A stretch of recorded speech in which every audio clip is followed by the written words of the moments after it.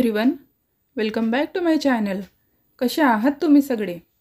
I hope की तुम्ही सगळे अगदी मजेत असाल. तर आजचा व्हिडिओ थोडा स्पेशल आहे कारण मैत्रिणीकडे हळदी कुंकूला जायचं आहे सायंकाळी.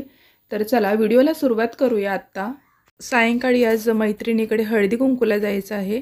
तर त्यामुळे मी सकाळचं वगैरे इतकं शूट वगैरे काही केलेलं नव्हतं. मुलांना वगैरे सोडलं, आवरलं स्वतःचं चांगलं आणि सगळं झाल्यानंतर आता फक्त भांडी राहिली होती घासायची आणि तेवढी घासून घेते. आणि दोन मैत्रिणीकडे हळदी कुंकू आहे. तर एकीचं नवीनच लग्न झालेलं आहे आणि एकीला बाळ आहे छोटं.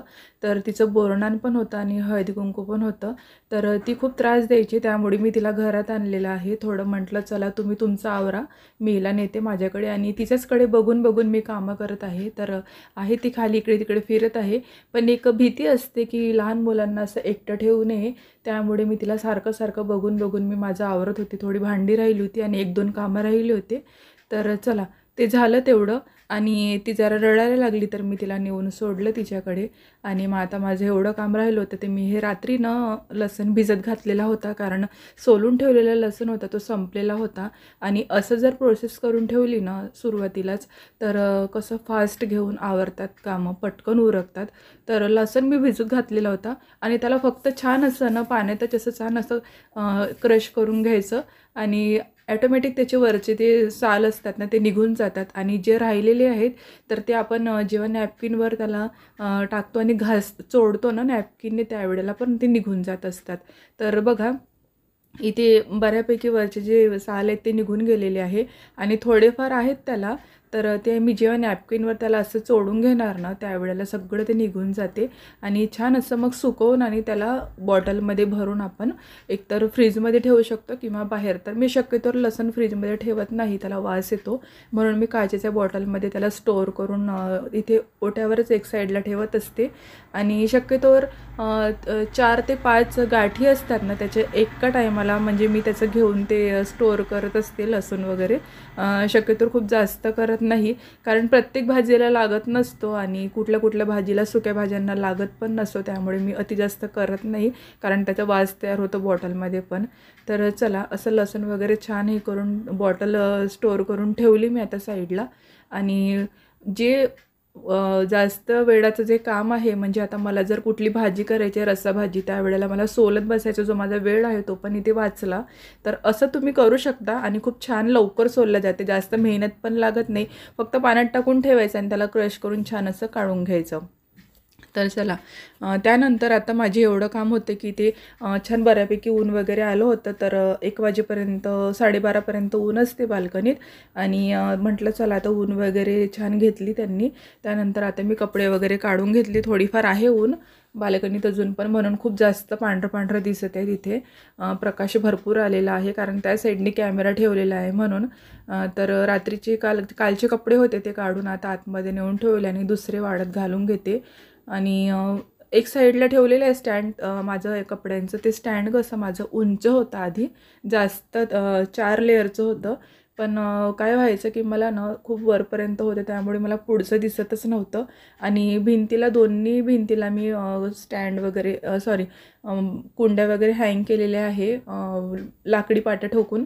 त्यामुळे कसं मला त्यात पाणी घालायला किंवा ते झाडं म्हणजे मला दिसतच नव्हते, त्यामुळे मग बाल्कनी पण झाकून जायचे. त्यामुळे मी काय केलं, ते वरचं जे आहे ना एक काढून घेतलं आणि 3च याचं ठेवलं. आणि बऱ्यापैकी मावतात आमचे कपडे 4 जणांचे तिथे.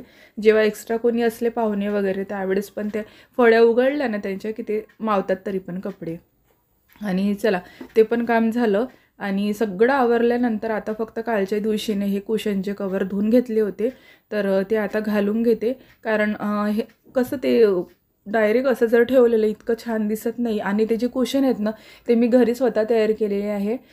आधी काय होतं माहिती आहे का, माझ्याकडे जे कुशन होते ना ते जरा असे दबलेले होते, तर चेपले होते चांगले असे. तर मी काय केलं, माझ्याकडे जे फाटके टेडीबेअर होते ना त्यातला जो फर असतो ना तर तो काढून घेतला आणि तो पण ह्याच्यात टाकला. आणि परत मुलांच्या जे बाळ असतानाच्या ज्या गाद्या वगैरे होत्या ना तर ते पण मी त्यातला पण फर काढला सगळा.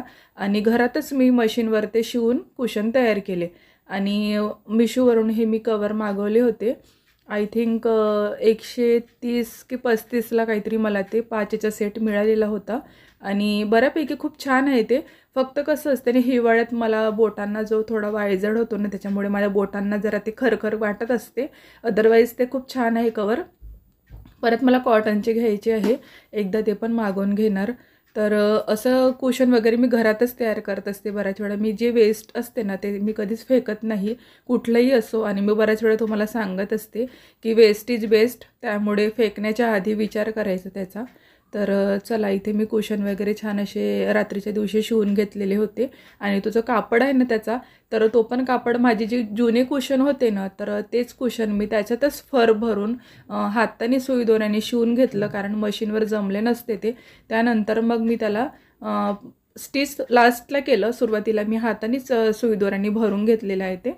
आणि नंतर मग त्याला मी वरून मग असे कवर टाकून घेते, कारण कसं ते कवर वगैरे घातले नाही की असं डायरेक्ट असं ठेवलेलं व्यवस्थित दिसत नाही, एक तो आणि जरा ते थोडं ऑड दिसत होतं. म्हणून मग मी असे कवर टाकून घेते. धुतल्यानंतर लगेच वाळले की लगेच टाकून घेत असते. आता कालच्या दिवशी धुतले होते, तर म्हटलं चला आज कवर घालून घेऊ. आणि प्रत्येक सेपरेट असल्यामुळे माहिती आहे का, 2 साईडला 2 व्हाईट ठेवलेले आहे आणि मधला येलो ठेवला, कारण मागची वॉल येलो आहे. तर म्हटलं सोफ्यावर त्या साईडला एक येलो ठेवायचा. आणि ही एक कवर आहे ती त्या साईडच्या सोफ्यावरची आहे. तर चला, इथे माझं हे पण काम संपलेलं आहे. आणि आत्ता मी मैत्रिणीकडे जाऊन तिला रांगोळी टाकून दिली. तिला बासुंदी बनवायची होती, बायकांना हळदी कुंकूला द्यायला. परत नाश्ता होता, ते वगैरे हेल्प केली तिला. आणि बोरनान होतं त्याची पण हेल्प केली. आता मी मुलांना घेऊन येते. आता वाजलेले आहे 3:30 आणि मुलांना घेऊन येते. त्यानंतर बघा, ते पण आले मी मुलांना वगैरे घेऊन. त्यानंतर आता त्यांना मला पॉपकॉर्न करून पाहिजे होते, त्यांना ते बनवून देते. तर कुकरमध्ये मी काय केलं, तेल घातलं आणि जास्त नव्हते मका, थोडेच राहिले होते. पण म्हटलं त्यांना जेवणाबरोबर पाहिजे असते काहीतरी. तर सलाद वगैरे असले तर गाजर काकडी वगैरे खातात, पण आज त्यांची फरमाईश होती की आम्हाला पॉपकॉर्न पाहिजे बनवून. तर कुकरमध्ये मी शक्यतोवर ना तुपात बनवत असते, कारण मुलं तूप खायला बघत नाही. तर म्हटलं चला, अशा निमित्ताने पण त्यांना तूप पोटात जात असते. तर तूप टाकलं, त्यानंतर मका टाकला आणि हळद आणि मीठ टाकलेलं आहे. आणि हळद मीठ थोडं जास्त घालायचं आणि तेल पण थोडं जास्त टाकायचं त्याच्यामध्ये. त्यामुळे काय होत असते की छान असं डार्क येलो कलर येते. आणि मीठ जास्त टाकले की सगळ्या पॉपकॉर्नला लागत असतो, नाहीतर मग ते लागत नाही, कुठे लागते कुठे नाही लागत असं होते. तर आता मी त्याला काय करते, छान असं हे करून घेते फुल गॅसवर. आणि त्यानंतर झाकण असतो ना त्याचं, ती रिंग काढायची आणि त्याचं ते शिटी काढायची. तसं जर लावलं ना तर शिटी आणि ते रिंग खराब होऊ शकते.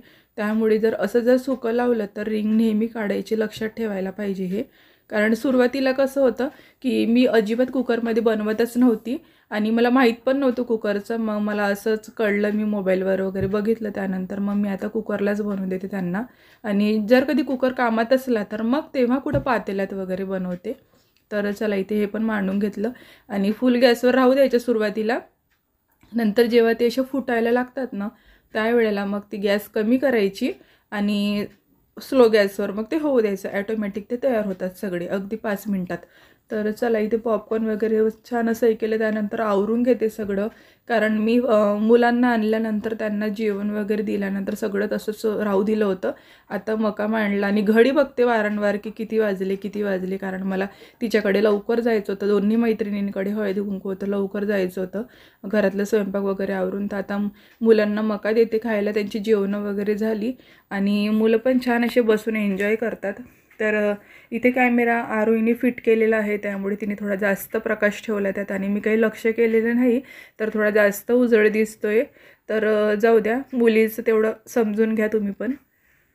आणि आता छान मुलं पण इथं बाल्कनीत वगैरे बसून झोक्यावर वगैरे बसलं, एक खाली बसलेला आहे. असे दोघं पण स्कूलमधून आले की छान अशा गप्पा गोष्टी करत करत भांडतात पण आणि खेळतात पण, आणि छान असे गप्पा करत करत मका वगैरे खातील. आता ते त्यांना पण असा आनंद होत असतो सोबत बसून खेळायला किंवा असं करत असतात एन्जॉय वगैरे. खूप छान दोन्ही गोष्टी चालत असतात त्यांच्या.